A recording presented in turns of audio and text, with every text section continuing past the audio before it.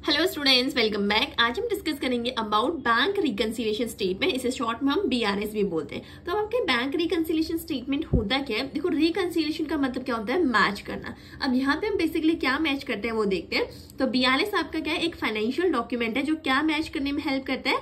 The balance shown in companies cash book with the balance shown in the bank statement. मतलब basically जब हम bank reconciliation statement बनाते हैं तो उस कंडीशन में हम क्या करते हैं, हम देखते हैं कि जो बैलेंस हमारे कंपनी की कैश बुक में शो हो रहा है क्या वो हमारे बैंक के जो आपका बैंक स्टेटमेंट है उसके बैलेंस से मैच हो रहा है या नहीं हो रहा है। और जो ये बीआरएस एक स्पेसिफिक डेट में बनाए जाते हैं तो इसी को हम क्या बोलते हैं? Bank reconciliation statement. मीन्स हम यहाँ पे इन शॉर्ट बोले तो कैश बुक और पासबुक को क्या करते हैं? मैच करते हैं, उन दोनों के बैलेंसेस को मैच करते हैं। अब हम ऐसा क्यों करते हैं? इसका पर्पस क्या होता है? It helps in detecting fraud and error. अगर हमसे कोई एरर हो गया या कोई कुछ फ्रॉड करना चाह रही है कोई कंपनी तो उसे हेल्प करने में, उसे डिटेक्ट करने में हेल्प करता है और इंश्योर करता है एक्यूरेसी ऑफ अकाउंटिंग रिकॉर्ड्स कि हमारे अकाउंटिंग रिकॉर्ड बिल्कुल एक्यूरेट होने चाहिए। ये हम किसकी हेल्प से आइडेंटिफाई या जस्टिफाई कर सकते हैं? With the help of this matching concept. Next purpose का क्या होता है? Helps in decision making. अब आपने लेट्स सपोज आपके कैश बुक और पासबुक में कोई बैलेंस आ रहा है तो उसे कैसे ठीक करना है उस डिसीजन को लेने में क्या करता है? हेल्प करता है।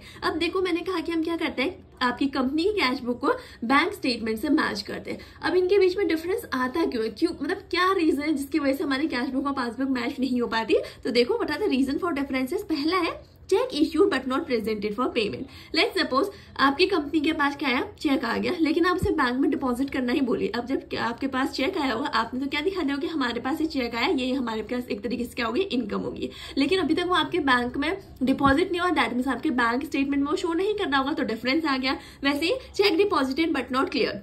आपके पास चेक आया, आपने उसे अपनी कैश बुक में ऐड कर दिया, आपने क्या किया? चेक को डिपॉजिट भी कर दिया, लेकिन बैंक में अभी तक वो क्लियर नहीं हुआ, तो बैंक स्टेटमेंट में शो नहीं हो रहा होगा, तो आपका क्या करना होगा? डिफरेंस शो करना होगा। वैसे बैंक चार्जेस या इंटरेस्ट नॉट रिकॉर्डेड। बैंक ने कोई चार्जेस आपके अकाउंट से डिडक्ट किया या कोई इंटरेस्ट की अमाउंट डिडक्ट करी है, आपको अभी तक उसके बारे में कोई इन्फॉर्मेशन नहीं था, आप उसे कैश बुक से डिडक्ट आपने अभी तक नहीं किया होगा, तो उससे भी क्या होगा? डिफरेंस हो सकता है। डिपॉजिटेड इनटू बैंक या फिर error in either cash book और बैंक स्टेटमेंट। अब देखो, डायरेक्ट डिपॉजिटेड इनटू बैंक का मतलब क्या है? कई कस्टमर्स क्या करते हैं ना, डायरेक्टली कंपनी के या जनरली क्या करते हैं, बैंक अकाउंट में क्या करते हैं? पैसे डायरेक्टली डिपॉजिट करवाते हैं, जिससे कंपनी को कोई इन्फॉर्मेशन नहीं होती, लेकिन बैंक में आपका पैसा चला जाता है। तो उससे क्या होता है? फिर से कैश बुक और पासबुक में डिफरेंस आता है। और लास्ट है error in either cash book और बैंक स्टेटमेंट। या कोई गलती से एरर हो जाता है आपकी कैश बुक में कोई ट्रांजेक्शन रिकॉर्ड करने में, या बैंक स्टेटमेंट में कोई एरर आता है, तो वो भी क्या होता है? उसकी वजह से भी क्या होता है? आपका कैश बुक और पासबुक में डिफरेंस तो होता है। तो ये कुछ रीजन हो सकते हैं जिसकी वजह से कैश बुक और पासबुक में डिफरेंस आ सकता है। तो इसीलिए हम क्या करते हैं? बैंक रिकंसिलिएशन स्टेटमेंट या फिर मैचिंग स्टेटमेंट बनाते हैं।